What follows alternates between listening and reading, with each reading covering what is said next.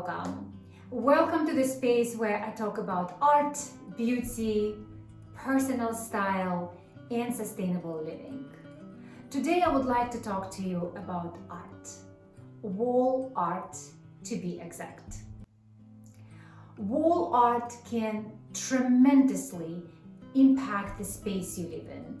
However, if chosen incorrectly, wall art can absolutely ruin the whole vibe, making the place appear distasteful and hideous. But if wall art is selected thoughtfully and carefully, it can enrich the space, making it luxurious, beautiful, and soothing. Think of wall art for your home as a wrapping paper for your gift. It has to be the right color and the right print. You don't want to have a birthday gift to be wrapped in Christmas wrapping paper, right? The size is important as well. Not too small, not too big, just right to be able to wrap the gift, making the whole package, and we're talking your home, the whole package, attractive and eye-pleasing. And speaking of eye-pleasing, when we think of something eye-pleasing or aesthetically beautiful, conceptually and fundamentally, this is just a perfect balance of shapes, proportions, and colors, which applies to anything: people, objects, architecture, and design as well. Which brings me to today's 4 basic principles of wall art that I personally find helpful when I'm selecting the wall art for my home. And the first one is size. Size does matter. Large or oversized wall art can create a great impact, but only on walls that are large. If you live in a home with 10 to 12-foot ceilings and a big wall space, go ahead and display large wall art. Here are a few examples that large wall art is just perfect for the wall, yet leaving some space around and does not appear too overwhelming. If you don't have big walls and tall ceilings, oversized wall art can create absolutely opposite effect. It can look very overpowering. And here you can see, besides very dramatic choices of color combination, the wall art is taking the whole space of the wall, and this creates a very dense, very heavy feeling. The second principle is arrangement. And what is important here is arrangement of multiple pieces as a whole with respect to the furniture that is around. For example, if a 4-piece wall art is displayed on a wall above a short console table, it's perfectly acceptable to have it as a stack arrangement, as you can see here in this example. With the shorter walls and taller furniture, it's probably best to hang it in a line type arrangement. What you definitely want to avoid with multiple pieces is to have too many on a wall close to each other with no space in between. This creates a very cluttered, very disorganized look, unless this is exactly the style that you want to go after. The third principle is framing.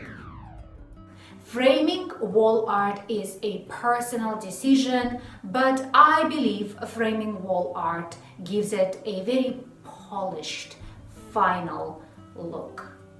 Framing can also completely change the look of your art. If you have smaller prints and big walls to hang, by framing smaller prints into bigger frames with a wider white space around, like you see here in this example, will create a bigger art piece overall that, proportionally speaking, will look much better on your wall. Framing material and design can also vary from very simple and minimalistic to ornate and extravagant. Here it is best if your wall art frame goes kind of along with the style of the furniture in a room. For modern style room and furniture, basic solid wood frame is probably the best choice. And the fourth and the last principle that I would like to talk is the cost. Wall art can be very costly. Buying art, whether it's from Etsy or local galleries, can come with a big price tag. Additionally, finding the right frame for your print can also be time-consuming and expensive as well. A common rule is just to avoid cheap and generic wall art, especially if you're trying to create a very expensive, luxurious home setting. And this brings me to the conclusion of today's conversation. When looking for the wall art, think outside the box. Correction, think outside the frame. Start by creating your personal, original art. In my case, I enjoy painting. Travels inspire me. So my recent trip to India inspired me to paint these 3 beautiful Indian graces.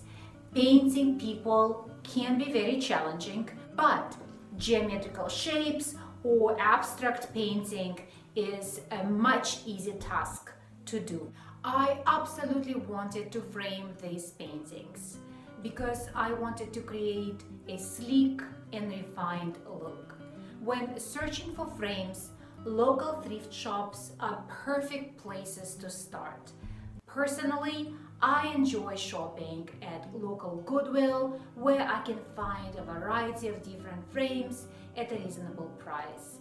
Here I picked 3 frames for just $4.99 each. Style or color should really never be a stopping point, because the style can be modified by embellishing the frame, and the color can easily be changed. This is the one that I already did, and this is how it looks like with the string attached, and I'm going to repeat for the other 2.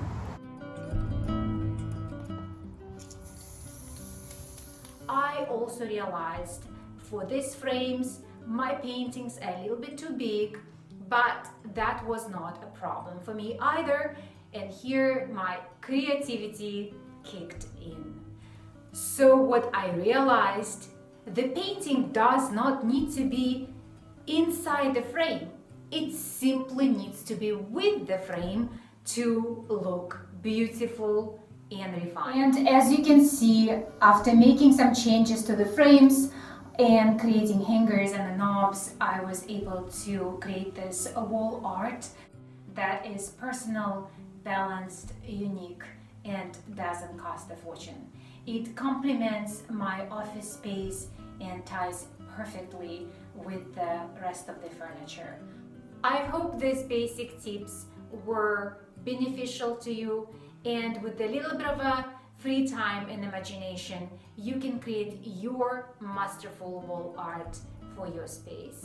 Stay tuned for more creative ideas. Till next time.